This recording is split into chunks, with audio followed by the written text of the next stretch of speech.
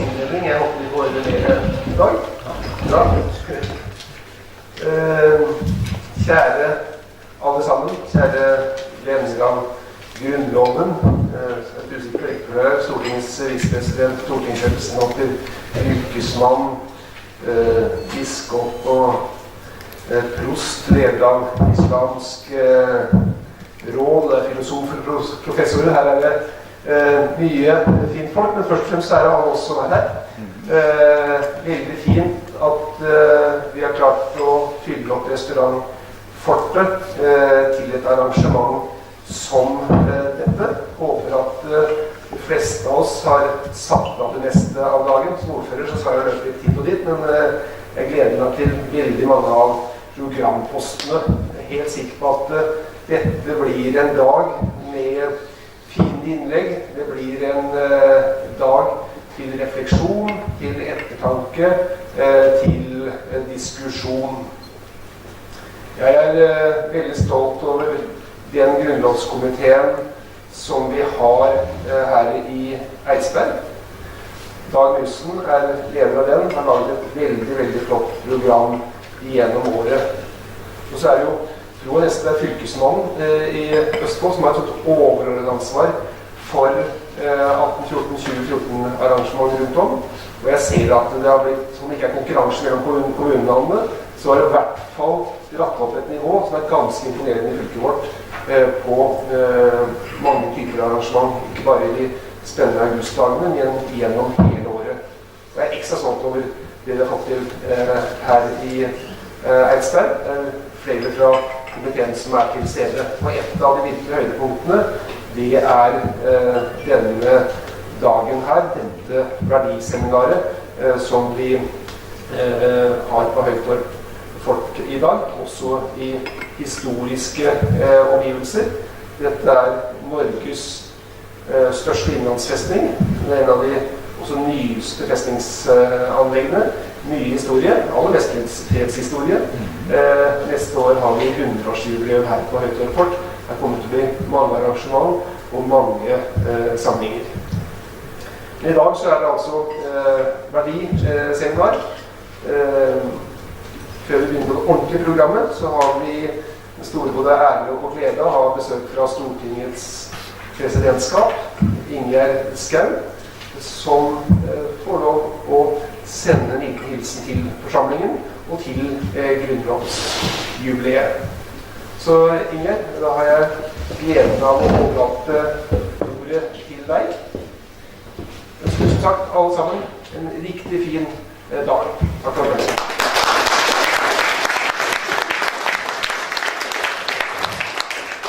Takk skal du ha, fylkesmann, stortingsrepresentant, ordfører og alle dere andre som har stått opp tidlig og funnet dagen gild til å brukes til å snakke om og lytte til viktige verdier som ligger der for grunnloven vår. Jeg skal hilse jubileumsseminaret fra Stortinget og si at disse arrangementene de er viktige for å kjenne vår historie, for på den måten man går godt inn i fremtiden. Men den er også viktig fordi alle de nye generasjonene som kommer, som skal bære de verdiene som førte frem til at vi i maidagen i 1814 fikk vår grunnlov. Grunnloven ligger på Stortinget, både den fra 17. mai 1814, men også den fra 4. november 1814. Jeg har hatt noen besøkende på Stortinget som har sagt at den som ligger i monteren her, den der fra 17. mai, det er ikke den ekte vel. Jo, det er den ekte. Men det kom en etterpå. Ja, han gjorde det. Og den ligger også der. 4.11. Og jeg har lyst til å si at det er anledning til å komme på Stortinget i grupper og melde seg på, og sånn sett både se historien, det er en helt ny utstilling, men også se de dokumentene som den gangen er bærekraftige også i dag. 1814 er veldig kort tid siden, og for oss som sitter i presidentskapet, som da har det overordnede ansvaret også for jubileumsmarkeringen nå 200 år etterpå, så gikk vi bare 25 år tilbake, og så hva var det som skjedde? Hvordan markerte det, hvordan feiret det? Vi har også sett på det som var for 50 år tilbake, fordi man feiret også 150 år og 175 år, og sånn kan vi gå lenger tilbake. Og det har utviklet seg særlig, ikke på verdiene, ikke så mye på innholdet, men på fremstillingen. fargene har kommet, og rikdommen som fulgte med utviklingen av landet vårt, har også gjort at dokumentasjonen har vært bedre. Grunnloven skal ikke på museum. Grunnloven er høyst levende, og Grunnloven får også sin revidering nå i mai 2014. Det er 2 grunnlovsvoteringer som skal skje, både 6. mai og 13. mai. Og noe av det vil dere nå se og merke ut i den offentlige debatt, hvorvidt man både skal ha noen språklige endringer, og hvorvidt, litt enkelt sagt, menneskerettighetene skal utvides til også å inneholde noen ord som at det er en rettighet også å ha tilgang til helse, for eksempel. Det her kan det sies mye, men jeg har lyst til å si at da skal stortingsrepresentantene alle sammen være til stede. Ikke én for utbytting. Dere ser av og til at det er tomt i salen, men på disse dagene så må vi svare fordi vi vokter Grunnloven. Det gjør du ikke i en håndvending, og du gjør det i 2 runder, og det gjøres gjennom 2 storting. Og da må alle sammen svare ja eller nei når navnet blir ropt opp. Så da må alle være til stede. Så den voktes fortsatt. Det er 170 offisielle arrangementer. Og bare 2 av disse arrangementene som ikke da er av de offisielle, har vært nå i Eidsberg og Mysen, sist for 14 dager siden på Folkeborg museum, hvor Atle Næss presenterte en bok om Grunnloven for barn, og dette seminaret som tar opp verdiene i det lange løp.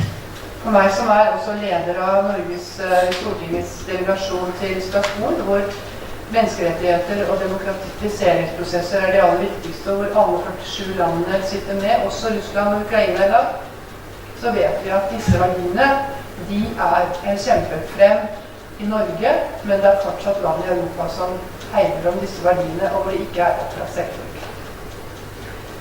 Jeg minner om det, så er det kort tid siden vår grunnlag ble lagt. Min far ble født i 1925, hans mor i 1895, og jeg traff min oldemor som var født omkring 1871, så vidt jeg husker. Jeg møtte henne når hun ble 99. Men da skal vi bare 2 generasjoner før det, før de var der i 1814. Nå ser jeg at dere begynner å tenke etter hvor langt må jeg tilbake i min slekt. Og noen gikk det fortere hos, og noen gikk det ikke fullt så raskt, som vi skal telle opp. Men det er kort historisk. Så jeg har lyst til å hilse jubileet og jubileumskomiteen i Eidsberg, Østfold og Akershus, særlig Østfold, men også Akershus, har mange historiske hendelser fra de dagene hvor Grunnloven på en måte, eller hvor frihet og opptakten til Grunnloven hadde mange arenaer, både fordi det var kamper her, men også fordi at vi fikk forberedende statsråd hos Vidar Festegård, Mossekonvensjonen, hvor dette ble underskrevet, og den originale Grunnloven ble underskrevet i Gamlebyen i Fredrikstad. Men Halden, Fredrikstad, Moss, Askim, Eidsberg og veldig mange av våre kommuner, ingen glemt nå, har en del i opptakten til det som var vår frihet, og den viktigheten av at Kristian Fredrik ikke kunne komme her og si jeg er sønn av kongen der nede, så jeg gjør rett på tronen hos han. Nei, sånn er det ikke. Da må du først bli valgt. Og det neiet, det var kanskje noe av det viktigste også, så vi fikk en annen type prosess i det å skaffe oss en egen grunnlov. Universitetet hadde vi fått i 1812, Norges Bank, egen bank, kom i 1816. Men det å få en egen grunnlov som fortsatt i dag er så bestandig at det er ikke store endringer som gjøres i vår grunnlov. Det var et godt stykke arbeid, og noen av disse karene som var på Eidsvoll hadde juksa litt der ute, heldigvis, men hvor tekstene ble omforent og sånn sett vedtatt. Så en hilsen til jubileumsseminaret, det verdiseminaret fra Stortinget, og som jeg skal love at vi skal vokte vel også i fremtiden. Og så har jeg med en brosjyre fra 175-årsjubileet, som noen har lyst til å se, så kan dere gjøre det på hvordan man feiret og markerte den gangen. Jo Benko skriver i det heftet at avskillelsen brakte oss tettere sammen. Danmarks største tap i krig var å miste Norge. Det er ingen som kommer til å feire det nordiske land, som kommer til å markere og feire grunnlovsmarkeringen utenfor Norge mer enn danskene. En hel uke til ende. Sitt største tap. Men det handler om overskriften at adskillelsen brakte oss tettere sammen. Vi skal ha både 17. mai-markeringer, jeg skal ned og holde tale i Folketinget, det skal være flåtebesøk. Men også for Norden så er Norges grunnlov og vår historie viktig. Så gratulerer med dagen og til lykke med seminaret, og jeg gleder meg til å være til stede.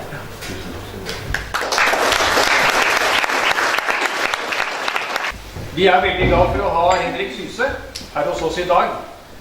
Henrik, som dere vet, han er filosof, samfunnsdebattant, et godt menneske. Han er en stoltet andaktsholder i morgenandaktene. Han er søndagsskolelærer og veldig mye mer. Han har et arsenal av innsikter og måter å analysere på, som i hvert fall jeg setter stor pris på. Og du har en veldig bred fanskare rundt omkring i landet vårt, Henrik. Og jeg regner med at alle vi som sitter her er med i den skaren. Ja. Så vi overlater ordet til deg, grunnloven og verdien. Tusen hjertelig takk for den usedvanlig generøse introduksjonen. Kan du si det en gang til?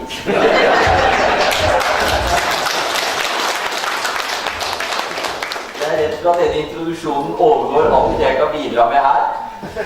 Det er rett og slett bare oppvarmingsband for mennesker som kan mye mer om dette enn jeg kan. Men som filosof skal jeg i hvert fall gjøre et lite forsøk på å komme med noen innspill. Mange mennesker lurer på hva sånne filosofer som Inga og jeg egentlig driver med. Svaret er at vi tenker. En gang jeg trodde at en fagforening må bli trukket ut i streik, og da lurte jeg på hva i all verden gjør en filosof i streik. Men for å gjøre det formelt, kjærpresident, stortingsrepresentant, fylkesmann, representant for kirken, islamsk råd, mine damer og herrer, det er en stor glede å være her. Jeg har østfoldske aner. Lars Mjønok Nyquist aner det er forfedre du bare tror du har. Men jeg har det faktisk. Moren min er sarping. Hun slet litt i oppveksten da. Hun var født i Fredrikstad. Og første gang hun skulle komme på passkontoret i Sarpsborg og ble spurt fødested, så turte hun ikke innrømme dette. Og sånn skal det være. Sånn skal det være. Men det er både sarping og Fredrikstad, og jeg er stolt av det. Jeg hørte en herlig historie som minner på meg. I dag skal vi faktisk gjøre noe på en lørdag. I vår moderne tid hvor man har veldig mye å gjøre i løpet av uken, så forsvinner jo noen ganger lørdagen unna, og så får man ikke gjort så. Og det er om han mannen som sitter og bare slapper av tona og spør, hva skal du gjøre i dag? Nei, hva skal jeg gjøre? Ingenting. Ja, men det gjorde du i går også, sier kona. Ja, men jeg ble ikke ferdig. Så jeg ble ferdig i dag. Inni hodet mitt er det litt metallisk lyd, er det bare der? Jeg hadde ikke på meg slips bare for å ha et sted å feste mikrofonen, altså. Men det er også fordi jeg fant et slips som var rødt, hvitt og blått. Men jeg har til og med prøvd å gjøre det her. For å lage litt nasjonal stemning. Fra spøk til side, jeg skal bare starte med noen forslag til problemstillinger som kan være godt å ha i bakhodet. Det som er utgangspunktet for dette seminaret er to ting, og jeg gratulerer med og takker for initiativet fra Dag og andre for dette seminaret. Det er dels en helt konkret endring som er foretatt i vår grunnlov. Man har endret tilknytningen til kirken, slik at vi ikke lenger har noen statskirke, og gjennom det også bidra til å få en ny verdiparagraf. Og jeg skal komme litt tilbake til det. Og det andre er jo mer generelt grunnlovsjubileet. Det er nå en gang slik at vi teller i et titallssystem. Og når vi får en null på slutten, så sier vi at det kan være en god anledning til å tenke litt gjennom hva betyr egentlig dette. Gå litt tilbake til grunnmuren og spørre, holder den? Hva består den i? Og jeg tror det er noe av det sunneste vi kan gjøre. Jeg elsker den gamle vitsetegningen som viser to menn som står foran et rett tårn i Pisa. Rørt om det skjeve. Et rett tårn i Pisa. Hva er det McAfee vil? Og vi er nemlig sponset av Java og McAfee, så derfor jeg sier nei, jeg.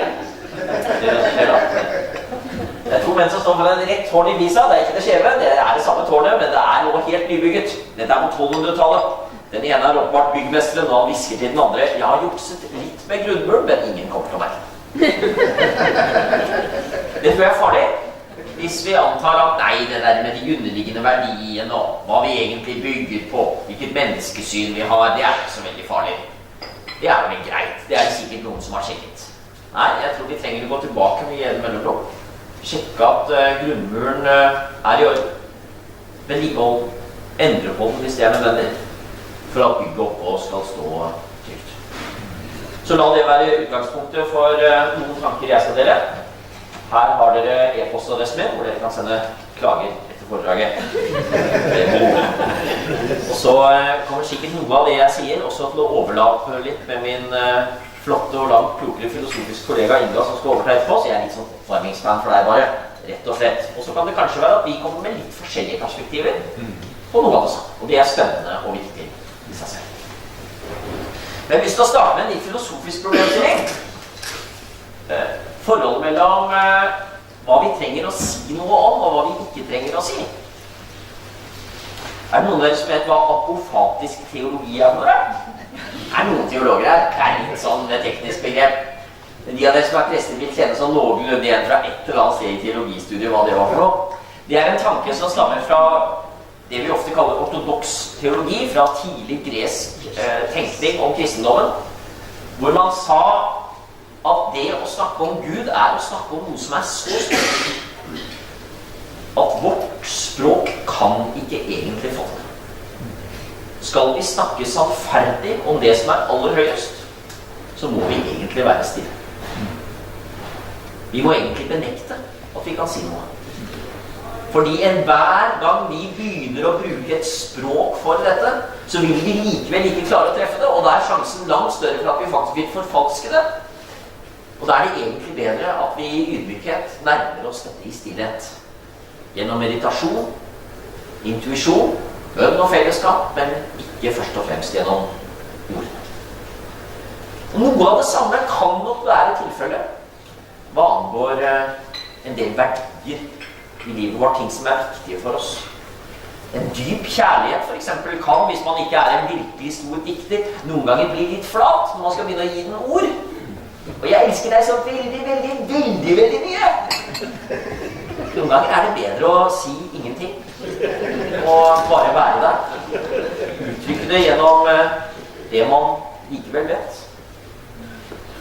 Og jeg vil tross alt at vi skal stille oss det spørsmålet når vi nærmer oss verdier og Grunnloven.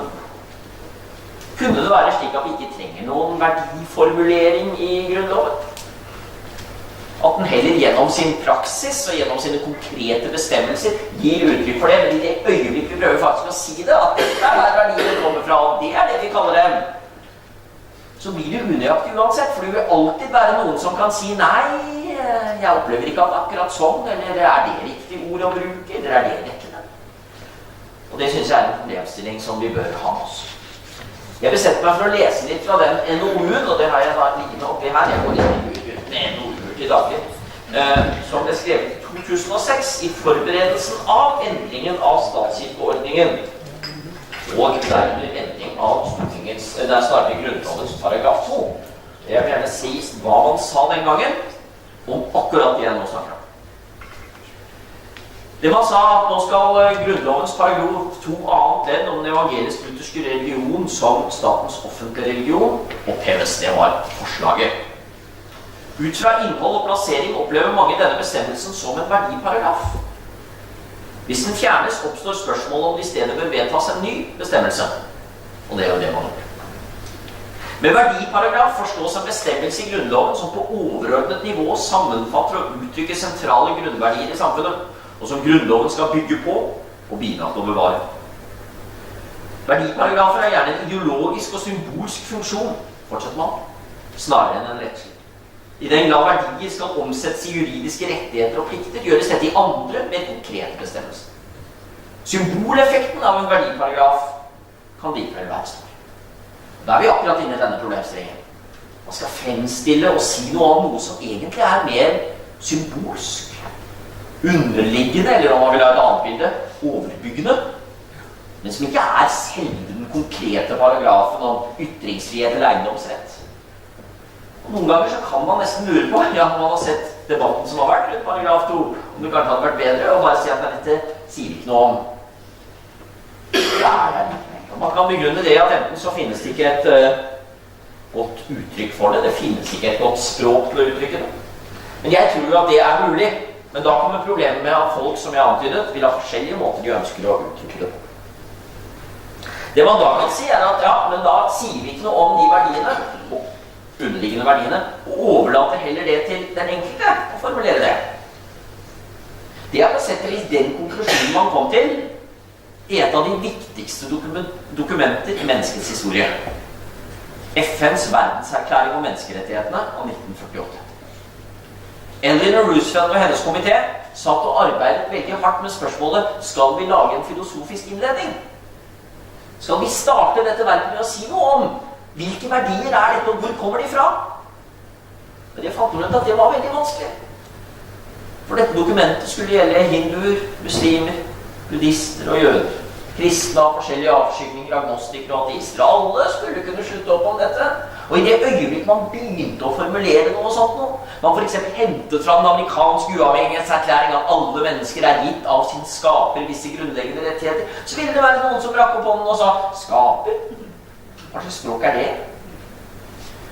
Og det man kom frem til som konklusjon var at man på mange måter hoppet over dette. I Norge har en fremtredende flott menneskerettsforsker som heter Tore Lindholm skrevet om dette. Man bygget på en idé fra en katolsk filosof som heter Jacques Maritain, en flott tenker som hadde sittet i en UNESCO-komité som hadde forberedt arbeidet med en menneskerettighetserklæring. Og han sa rett og slett det at jo, det verdigrunnlaget er der, men siden det er forskjellig for forskjellige mennesker, forskjellige premisser for forskjellige mennesker, så lar vi være å skrive det, og vi skriver bare konklusjonen. Betyr det at premissen ikke er viktig? Betyr at det ikke er viktig for en kristen å si at dette er noe jeg tror på, fordi jeg tror at skaperen har nedlagt et verd i det enkelte mennesket? Er ikke det man sier? Men man sier at dette er det så komplisert å formulere på en måte som alle kan bli enige om, at vi overlater dette heller til det enkelte religiøse samfunn, det enkelte land, det enkelte lokalmiljø, i siste instans det enkelte individ. Og dette er noe som har fått navnet fra en amerikansk filosof som heter John Rawls. Overlappende enighet, eller overlappende konsensus.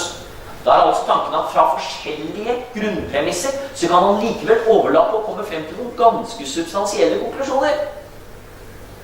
Noen enigheter som er ganske solide og som sier noe veldig viktig. Ingen kan påstå om FNs menneskerettighetserklæring av 1948 at den ikke sier noe viktig. Det er de viktigste og mest substansielle dokumenter som er skrevet av mennesker. Men du finner ikke der forklaringen på hvor disse rettighetene kommer fra. Ikke fordi man sier at de ikke kommer fra noe sted, eller sier at det ikke er noe viktig, men fordi man avholder seg fra det. Og sier akkurat det. Likevel så vil jo mange si at FNs menneskerettighetserklæring har i sitt forord, eller sin fortale, en verdiparagraf. I den sier at hvert eneste menneske har den samme iboende verdighet. Inherent dignity. Det er et sterkt begrep. Det er et begrep som René Cassin og Eleanor Roosevelt og de andre brukte lang tid på å komme frem til, fordi alle skulle kunne skrive under på det. Jeg nevner dette bare som et filosofisk bakteppe. Og jeg antyder at det kanskje altså er noen ganger slik med verdier, at det er vanskelig å skrive dem ned, da. En av disse to grunnene. Men likevel er språket viktig. Det er ikke noe tvil om det. Det var det jeg leste fra Øyvind Lund, ikke sant? Likevel kan det å si noe om symbolene være viktig. Det kan være viktig av flere grunner. Det kan være en historisk påminnelse. Og er det der det kommer fra? Er det derfor vi har det? Og så kan det også være en måte rett og slett å innimellom løfte flagget opp og si husk, dette er viktig. Faren min som var politiker, han hadde et uttrykk hvor han pleide å si at vi må ha litt hornmusikk i brystkassen. Det var et favorittuttrykk da. For det han var en sånn måte å minne om at innimellom så skal vi ha det 17. mai-tallet. Innimellom så skal vi si at dette er stort og viktig, og da kanskje det er viktig også å bruke et språk og ikke bare si at dette kan vi ikke snakke om. Innimellom er det viktig å si til sin kjære at jeg elsker deg. Det er bare ment som innledning, ja. Veldig lang innledning. Men jeg har veldig kort forelesning, så det går ikke. La oss nå spørre, hva er egentlig verdier. Dette har jeg arbeidet med i forskjellige omganger. Jeg driver med et prosjekt akkurat nå hvor det en del av det. Jeg hadde gleden av for 15 år siden nå, og så være medlem av sekretariatet til noe som heter Verdikommisjonen. Noen som husker det? Til min mening et langt bedre arbeid enn sitt rykte. Men som Inga og jeg nå diskuterte på forhånd, underlig nok dokumenter som nesten umulig å finne i dag. De på internett en gang. Dette må nåværende regjering gjøre noe med, hvis man ikke kjenner noen av det. Endelig Google det og sier dette må du gjøre noe med. Ok, poenget mitt det følgende at i dette arbeidet jeg kommet frem overfor mange forskjellige definisjoner på hva verdier og egentlig relativt liten enighet om en konklusjon. Men hvis vi skal bruke det som nærmest sunn fornuft, så kan vi jo sammenligne verdier i immateriell eller moralsk forstand med verdier i økonomisk forstand. Det altså noe vi har satt på noe fordi vi sier at dette viktig. En pris eller en verdi vi har satt på noe, dette viktig, og da styrer vi våre øvrige handlinger og liv etter det. Hvis for eksempel en person sier at familieverdier viktig for meg, det å ta vare på familien viktig for meg, så vil det virke styrende for hva vedkommende gjør for noe. Hvis man da har valget mellom, fra mitt liv da, en uke på en konferanse i Barcelona hvor det skal diskuteres veldig viktig, eller å være hjemme og faktisk passe på at barna får gjort leksene sine, og det en som hjemme også, deler jeg litt med kona mi, men likevel, så velger jeg kanskje det siste. Hvis jeg faktisk mener noe med at familien en så viktig verdi for meg. Og hvis jeg drar på de konferansene i Barcelona hele tiden, så kan folk spørre, du sier at familien så viktig for deg. Den egentlig det? Styrer du etter den verdien, eller det bare noe du sier? Kjenner jeg en utfordringen alle sammen, gjør ikke det? Sånne verdier kan jo endre seg over tid, både i et folk og enkelte mennesker, litt i hvilken livssituasjon man i, hva som viktig. Forskere på norske verdier har jo slått fast at det noen ting som står ganske fast i det norske folk. Og det særlig det å være glad å være ute i skog og mark. Det en klassisk norsk verdi. Thomas Ynald Eriksen skrev en morsom bok for noen år siden som typisk norsk. Eller et eller annet sånt, det var fra begynnelsen av 90-tallet. Og der sammenlignet han foretatt en kvantitativ undersøkelse av hvor mange ganger det ble sagt i det som den gang var Dagbladets kontaktannonser. At jeg glad i å være ute i skog og mark. Sammenlignet med hvor mange nordmenn som faktisk ute i skog og mark. Og det var en viss diskrepans. Og det viser også at det noe normativt, noe bør-aktig over den verdien, ikke sant? Jeg synes jeg burde være ute i skog og mark. Jeg bør gå til kikkut nå, fordi det en viktig verdi. Og i livet mitt så burde jeg styre andre ting etter det. Da vil andre ting jeg gjør i livet bli influert av denne verdien. Og det en enkel måte å formulere hva verdier Og det kan gjøres på det individuelle plan, eller på det kollektive plan. Og det jo i større grad på det kollektive plan vi snakker om her.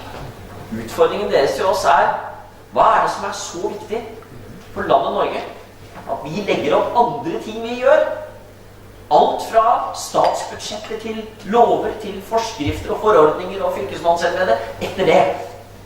Fordi det faktisk skal bidra til å virkeliggjøre det. Og det ikke så lett, for det kan være mange verdier på en gang. Det kan til og med være verdier som står i en viss konflikt med hverandre.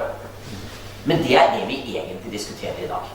Så ta den sammenligningen til deres eget liv. Hvilke verdier viktige for dere? Hvis dere blir intervjuet av avisen og noen spurte, nevn 3 verdier som viktige for deg. A, hva vil du svare? B, sjekk med deg selv. Prioriterer du andre handlinger i livet ditt så du faktisk får virkeliggjort den verdien? Verdier kan selv være forskjellige art. De kan være økonomiske, som allerede antydet. Det jo der begrepet opprinnelig kommer fra. Og i moralfilosofien det relativt moderne at man bruker verdiordet så utstrakt som vi bruker det i dag. Mange vil spore det tilbake til filosofen Immanuel Kant på slutten av 1700-tallet. Vi forbinder ikke minst med Friedrich Nietzsche 100 år senere, som jo snakket om verdier som noe vi kan endre på. Så hvis du ikke liker verdier, så kan du finne en annen i stedet for. Du Supermann, så kan du endre alles verdier. Men det jo primært et økonomisk ord som vi så har overført på andre felter. De kan være estetiske. Da kunne du vurdere de verdiene. Det blitt stadig mer opptatt av i byplanlegging, for eksempel. Hva en vakker by? Hva ser vi for oss som en viktig estetisk verdi? Men de verdiene vi snakker om i dag jo først og fremst de vi vil kalle etiske og politiske. Etiske kommer fra det greske ordet ethos og ethikos, som har med dannelse, gode vaner og sedelighet å gjøre. Og politisk kommer fra ordet polis, som har å gjøre med hvordan vi lever sammen. Dette er altså fellesskapsverdier på veldig mange måter.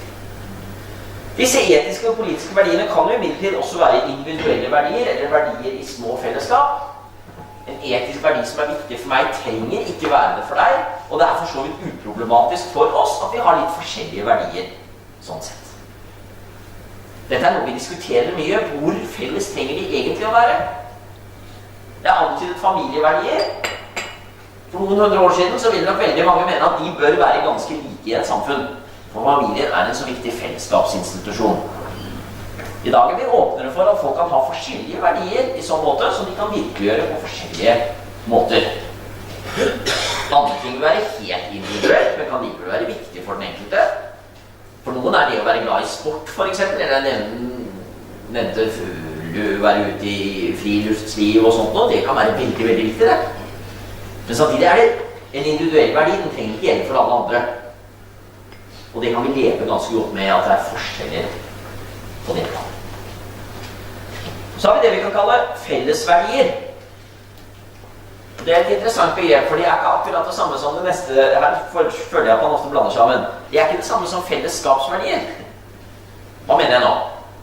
Jeg vil påstå at fellesverdier, det er verdier vi faktisk er felles om. Som vi har felles. Og det er i større grad dermed et beskrivende begrep. I Norge, hva er fellesverdier i Norge? Husker jeg den nevnte med skog og mark? Det er jo på sett og vis en fellesverdi. Det er mange som deler den. Det er veldig mange som har den. En fellesskapsverdi derimot, det er en verdi som skaper fellesskap. En verdi som er viktig for at vi skal kunne skape et godt samfunn. Men det kan jo godt være at det er viktige fellesskapsverdier som ikke er fellesverdier. At solidaritet for eksempel, og omsorg for de svakeste, vil jeg påstå er to utrolig viktige fellesskapsverdier. Og det vil jeg påstå at de er også i samfunn der de ikke er fellesverdier. Det er mange som ikke har dem. Og litt av utfordringen er jo om vi klarer å identifisere noen viktige fellesskapsverdier, og om vi så klarer å gjøre dem til fellesverdier i samfunnet vårt. Verdier som mange mennesker har. Og det er en annen ting jeg gjerne vil at vi skal tenke gjennom i dag. Hva er viktige fellesskapsverdier for Norge for at vi skal kunne fungere som rettsstat i 200 år til? Hva slags fellesskapsverdier trenger vi? Og da har man også spørsmålet i et pluralistisk samfunn hvor folk har mange forskjellige verdier og ofte vil fremstå som ganske forskjellige. Det kan gjelde religion og livssyn og mange andre ting. Finnes det under alle disse forskjellene også noen underliggende verdier som faktisk er felles for alle? Et stort spørsmål innenfor både filosofien og mange andre fag. Kjent sveitsisk teolog som heter Hans Küng, som har drevet noe som heter Projekt Welt Ethos. Og han forsøker å identifisere verdier som du faktisk finner igjen i alle verdens religioner og livssyn, som er felles menneskelige verdier. Noen ganger er det litt uklart om man mener det som en beskrivende. Dette er faktisk til stede overalt, eller om det er mer her. Det burde være det. Fordi jeg skaper godt fellesskap mennesker imellom. Dette bare ment som et bakteppe for å klargjøre litt hva vi snakker om i dag. Hvis du formulerer dette på en litt annen måte, det er spennende også. Kan vi diskutere det. Dette er det jeg forstår med verdier, og litt om de forskjellige typene verdier vi snakker om i dag. Og så er det over litt uenighet om hva som hører hjemme her, og hva som hører hjemme her, ikke sant? Religion, det er privatsak, så det må du ha helt for deg selv, og det er ikke noe vi kan trekke inn. Vi kan ikke begynne å snakke om kristendom i grunnloven, for det er så personlig. Men samtidig vil mene at noe av det som i aller størst grad er definerende for hva som er felles i et samfunn, er jo nettopp religion og livssyn. Hvilken side hører det egentlig igjen på?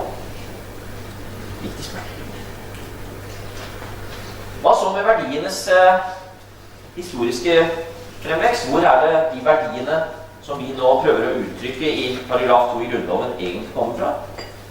Det er mange, vi kan kalle det verdikilder, for vår grunnlovs rettsstatsidealer. Jeg kan nevne noen av dem som ofte fremheves.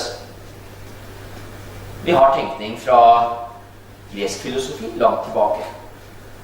Ting som ble vektlagt av store tenkere som Sokrates, Platon og Aristoteles. Kanskje noe av det viktigste Platons og Aristoteles skille mellom et legitimt og et ikke-legitimt styre. Et legitimt styre, det et som styrer for det felles beste, og et illegitimt styre, det en som styrer bare for noens beste, eller for sitt eget beste. Det forskjellen mellom den gode monark og den onde tyrann. Det forskjellen mellom aristokratiet som styrer for fellesskapet, gode mennesker som styrer for fellesskapet, og oligarkiet, som noen få mennesker som egentlig bare vil berike seg selv. Og det en grunnleggende skillelinje som vi har tatt med oss videre fra den greske tenkningen. Enda viktigere har nok på mange måter kristentro og tenkning med røtter både i det greske og, vi skal ikke et øyeblikk glemme, det jødiske. Og dette videreføres jo på mange måter noen århundrer senere i det islamske. Og det jo vektleggingen på hvert enkelt menneske som bærer av en verdi. Vi skal huske at i det greske samfunn var det tross alt greske menn som telte mest. De hadde en annen status, også en annen moralsk og rettslig status enn de andre. Mens grunntanken i det kristne, som det tok århundrer, for ikke å si årtusener, å skape politisk gjennomslag for, det var jo at hvert eneste enkelt menneske en bærer av en unik verdi. Og det vel kanskje blant mye annet det viktigste bidraget fra kristen tro og tenkning til de rettsstatsidealene som vår grunnlov uttrykk for.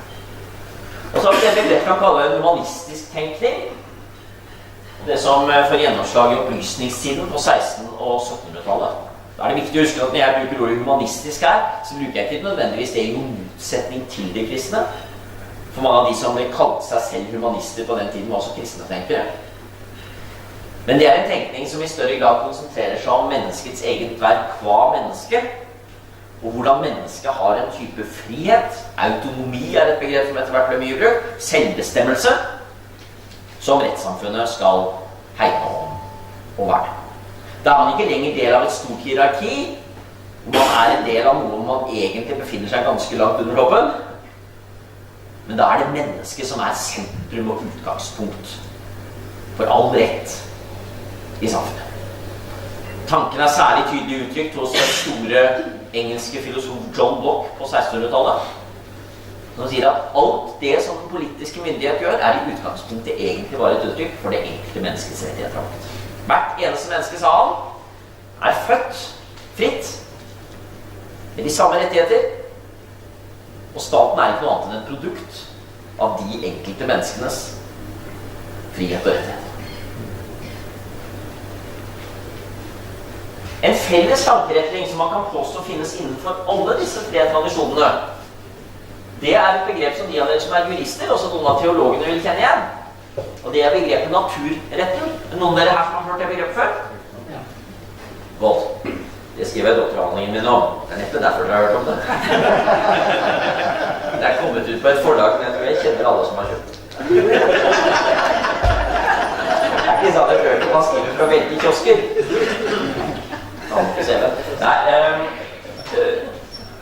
Naturretten jo en måte å tenke på som sier at det noen dypere normer som de enkelte lover må prøves opp mot. Og det vi ofte kaller konstitusjonalisme, altså rettstenkning som mener at retten ikke bare skal uttrykkes i hverdagslovene, men også i en grunnlov, også i noen underliggende prinsipper, gir på mange måter uttrykk for denne tanken. Da sier den at det faktisk noen prinsipper som til og med ligger, med all mulig respekt for det som sitter ved dette bordet, som ligger over Stortingets arbeid. Så Stortingets arbeid kan prøves mot. Kan vi tenke oss at Stortinget med flertall i morgen kunne vedta at en viss folkegruppe ikke har adgang til Norges rike? Nei, det går ikke. Det kan ikke tenkes. Hvorfor ikke? Jo, dels forklaringen juridisk, det ville stride mot grunnloven, men de aller fleste ville si at det noe enda mer enn det. Det står i paragraf 112 av grunnloven, grunnlovens ånd og prinsipper. Så om vi skulle hatt en grunnlovsendring som sa, og vi skal huske det ikke mer enn 70 år siden, nasjonalsosialisme, kan skje igjen. En grunnlovsendring som sa at dette folket, jøder, muslimer, tatere, har ikke adgang til det norske riket, og du fikk til en grunnlovsendring med 2/3 flertall og hele pakka og flere storting og alt som så kunne man likevel påstå at dette ikke en gyldig lov. Dette det Martin Luther King Jr. berømt sa i The Birmingham Jail. Hjemmelekse til alle sammen. Det tar dere ca. 5 minutter. Finner du på nettet, hvis dere leser engelsk i hvert fall. A Letter from Birmingham Jail av Martin Luther King Jr. Hva det han sier der? Han siterer Augustin og Thomas Aquinas. Han sier at det klart at staten Alabama har all mulig rett til å kaste meg i fengsel ifølge sine lover. Men en urettferdig lov ingen lov i det hele tatt. Hva det den da prøves mot? Jo, den prøves mot det Martin Luther King, og han visste det utmerket godt, for han hadde doktorgrad i teologi, kalte naturen. En norm som faktisk sier at dette kan man ikke gjøre. Om så alle verdens lover med stort flertall var vedtatt, og tillot folk å gjøre dette, så vil det likevel være galt. Fordi det en høyere, eller dypere, kan man også si, norm som dette støtter an. Det en flott tanke, det en stor tanke, det en tanke som gir litt hornmusikk i brystkassen. Den ikke bare enkel heller, den det? Så hvem bestemmer hva naturretten sier da? La oss ta en debatt som kiler nært innenfor mange av oss som engasjert i kirkelig sammenheng. Vanlig argument gjennom historien. Men homofili jo åpenbart mot naturen. Da synes vi plutselig at det blir litt mer problematisk. Den gamle diskusjonen mellom Platon og Aristoteles på den ene siden, og de såkalte sofistene på den andre, noen av dere som husker det fra forberedende. Sofistene, det liksom bandittene.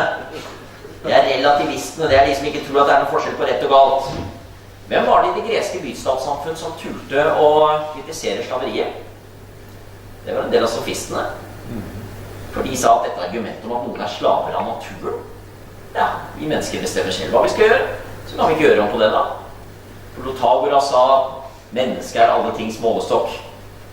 Det blitt et sånt redselsfullt uttrykk for relativisme og folk som vil gjøre om på alt, fordi Platon har lært oss at dette var ikke noe bra. Men hvis det en norm som veldig dyptgripende i samfunnet, så folk sier at det sånn det jo naturen, så det ganske godt med mennesker som kan si nei, jeg synes ikke det burde være sånn, jeg. Kan vi ikke endre det da? Men så kan man da selv spørre tilbake igjen til Protagoras og de andre relativistene, ja, men hvilket grunnlag gjør du det på da? Det fordi du mener det en enda dypere norm som sier at slaveri galt, eller det bare fordi du tilfeldigvis synes det akkurat nå? Ikke lett dette her. Naturretten noe vi gjerne vil ha med oss, eller det noe som kan virke konserverende? Noe som folk kan bruke som argument for å ikke endre når endring trengs? Konklusjonen må likevel være at vår norske grunnlov, og det vil ikke alle mene, men jeg vil mene det dypt, en viktig norsk stemme i dette, Lars Roar Langslet har et tydelig uttrykk for det samme, et dokument som gir uttrykk for denne tanken. På godt og vondt. Det et dokument som har med seg et naturrettslig grunnlag, og som sier at det faktisk finnes normer som overgår det som står i noen lover. Og som jeg antydet med eksempel med Martin Luther King, ikke dette noen død gamle tanker. Den i høyeste grad levende. I det 20. århundre kom den også til uttrykk for eksempel i Nürnberg-dommene etter den andre verdenskrig, som sier med tydelighet til offiserer som sa jeg fulgte jo bare loven, at det finnes en lov som mer grunnleggende enn den loven du fulgte.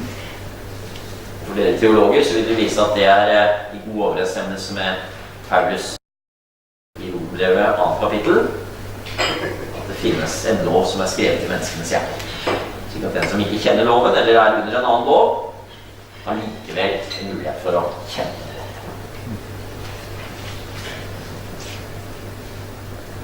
Jeg har gått med litt filosofi på en lørdag morgen. For dere som synes dette ble ulødig kronete og komplisert, skal jeg nå forsøke å ta oss ned igjen til den virkelige verden de siste 5 minuttene. For nå vil jeg tilbake til utgangspunktet mitt. Hvordan uttrykker vi så dette? Hvis vi nå mener at det faktisk noe bra med å ha med seg en slik naturrettslig basis som sier at det noen verdier som så viktige prinsipielt sett at de må virke styrende for alt det andre vi gjør. Og så sier noen, i tråd med den NOU-en jeg leste fra, at dette kan det være lurt å uttrykke i ord og ikke bare ta for gitt. Og så vi i en endringstid hvor vi ikke kan uttrykke det på akkurat samme måte som vi gjorde i 1814, for mye har endret seg, ikke minst at den evangelisk-lutherske religion kan ikke tas for gitt som det selvsagte verdigrunnlag som alle mennesker slutter seg til. Hvordan gjør vi da det? Jeg tror i første instans det viktig at det vi sier faktisk korrekt. At det faktisk noe ved den formuleringen man bruker som uttrykker noe som riktig i samfunnet vårt. Og det har vært det fremste argumentet for å uttrykke, eller snarere bruke ordet kristne. Det er mange andre argumenter også, men det har vært det viktigste argumentet for å gjøre det. For det er faktisk en korrekt beskrivelse av det som er det historiske utgangspunkt for de verdiene som ligger under den norske ideologi. Og stryker man det ordet helt og holdent, har du en hel grunnlov som ikke har en eneste henvisning til kristen tradisjon og kristen trosinnhold, så vil du faktisk også uttrykke noe som ikke er faktisk korrekt. En mann jeg har veldig stor respekt for og lærte mye av, Inge Lønning, som dessverre gikk bort, hadde vært veldig, veldig godt å ha ham i år. Han var veldig opptatt av det. Men samtidig, som mange mennesker også har veldig stor respekt for, da var min gode venn Tore Lindholm, som jeg nevnte i sted, er opptatt av, så må samtidig disse verdiformuleringene være inkluderende, og de må gi uttrykk for likeverd. Vi sier uttrykk for et språk at hvis du selv identifiserer deg med denne kristne verdibakgrunn, så er du på en måte nordmann A, da er du på A-laget. Da hører du hjemme. Men gjør du ikke det, så er det ikke helt innenfor. Da uttrykker vi noe veldig farlig. Og det er min frykt for noe av det som ligger i den nåværende paragraf 2, som ligger et betydelig arbeid bak. Og jeg skal komme tilbake til det helt på slutten, som er om 2 minutter. Som jeg antydet med lesningen fra denne NOU-en som forberedte denne grunnlovsendringen, så er et slik symbolparagraf tross alt normativ. Det er ikke bare festtale, det er ikke bare tomme ord, det er ikke bare at vi stikker tunga ut av vinduet og så er det ikke noe mer. Den bør også si noe som faktisk har et innhold. Noe som faktisk kan være med på å bidra i andre debatter vi har. Og så kan vi være uenige om hva det bidrar til. Det kan vi ha politiske uenigheter om. Hva dette betyr for retten til å komme til Norge og bosette seg her, eller reservasjonsrett eller andre ting, men det bør ha noe å si for det. Er det bare tomme ord, så synes jeg det er meningsløst. Da kan man like gjerne ikke ha det der, og det tror jeg også er ambisjonen bak det. Og så bør det være litt varig da. Vi har hatt mange grunnlovsendringer i Norge. Jeg tror det begynner å nærme seg noen 300 på 200 år. Det er ganske mange. Dette kan sikkert Ingjerd si mer om. Men mange av dem er relativt små justeringer. Når vi gjør noe så stort som dette, som vi nå har gjort med grunnloven, så bør vi ikke endre det gjennom 4 år, liksom. Eller bli 8 da. Vi skal ha en ambisjon om at dette skal vare. Det skal være litt patos over det vi gjør. For øvrig et av argumentene for å bevare det gamle grunnlovsspråket. Det skal ikke være hverdagens språk, det skal være noe litt annet, veldig interessant debatt som går også om det nå, og som også står i Stortinget. Hva er formuleringen man kom frem til da? Her er vi her. Ser det som den er skrevet i 1914. Nei, 1814, men det er den da ikke. Stammer fra 2000-tallet. Verdigrunnlaget forbliver vår kristne og humanistiske arv. Denne grunnlov skal sikre demokrati, rettsstat og menneskerettighetene. Og da vil jeg bare få stille 3 spørsmål til dem. Selv om jeg altså mener at vi skal ikke nå begynne å endre denne med en gang. For da har vi brukt så mye tid på den at nå får den ligge en stund. Og det er mye fint med den. Men det er 3 spørsmål som kan stilles. For det første er dette en god rekkefølge? Det er også et spørsmål som en jeg nevnte i sted, Tore Lindholm, har stilt. Burde denne siste setningen komme først? Fordi det er det grunnloven faktisk handler om. Den bygger på et verdigrunnlag, det er riktig. Men dens hensikt er at den skal sikre demokrati, rettsstat og menneskerettighetene. Hadde det vært mer logisk å sette den setningen før den andre? Er et spørsmål som er stilt. Et annet er hvorvidt det er godt å bruke ordet kristne, eller om man helt mer skulle latt det ligge åpent ved å si religiøse arv. Altså ved at det skulle stått verdigrunnlaget forbliver vår religiøse humanistiske arv. Historisk vil man da ivareta akkurat det samme.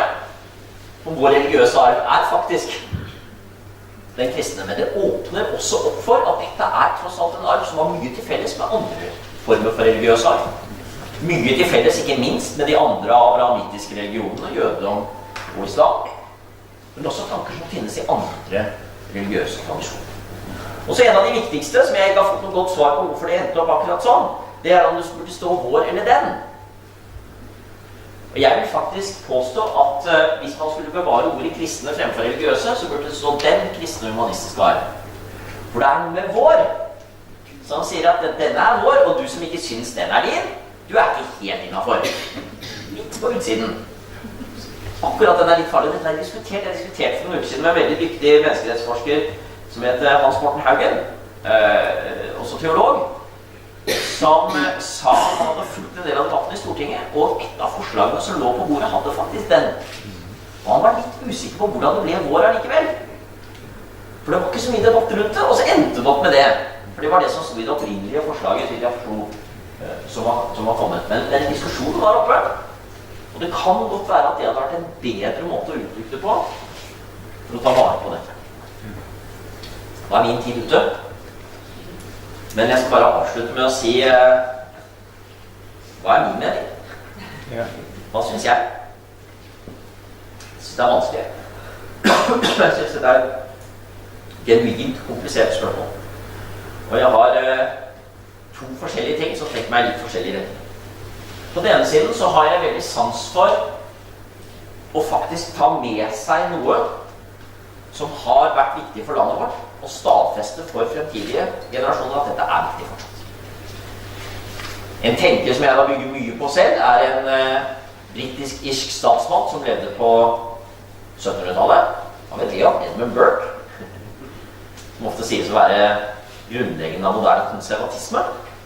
Og han var veldig opptatt av at vi ikke må endre et samfunn for raskt, for da kan det være at du slår ut barnet med badevannet. Det var hans kritikk av den franske revolusjonen. Han hadde veldig sans for interessant nok amerikanernes revolusjon. For den anså han som viderebringende av et verdigrunnlag som lå der fra før. De skulle ikke forkaste alt som et gud og kirke og tradisjon og samfunn, men de skulle prøve å ta bedre vare på det i en ny republikk. Franskmennene på sitt mest radikale derimot, mente Edmund Burke, skulle kaste bort alt. De skulle starte på år 0. Du skulle rive over alt, fordi adelssamfunnet og kirken og alt var så utrolig råttent. Og så sa han da kan det være at dere glemmer noen verdier som lå i dette som helt nødvendig for å bygge et samfunn med likhet, frihet og brorskap. Og sånn sett har jeg sans for at det står kristne i den nye grunnloven. Eller i den nye grunnlovsparagrafen.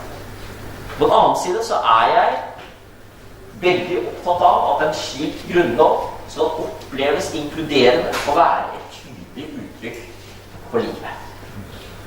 Og at en muslimsk, eller buddhistisk, eller hinduistisk, eller jødisk norsk statsborger, en som none of the above, sikh, eller bahai, eller ikke aner hva man tror på, eller tror på ingenting, akkurat like mye en nordmann og en nordkvinne omfattet av dette.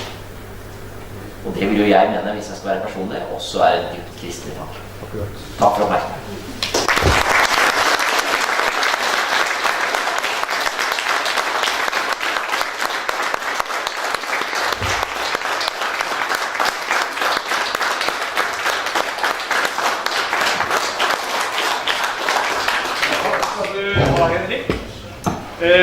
Det alltid spennende å følge deg. Det som du sluttet med, det kommer biskopen til å komme tilbake til i sitt foredrag. Det vet jeg. Og for min egen del så definerer jeg kristen i denne sammenhengen på en slik måte at det på en måte en slags paraply som alle religioner og livssyn kan samle seg under, og som uttrykker nettopp det at det religiøst, sånn som du sier. Men det en tolkning, og det må vi jobbe med. Takk skal du ha. Takk skal du ha også. Tusen takk.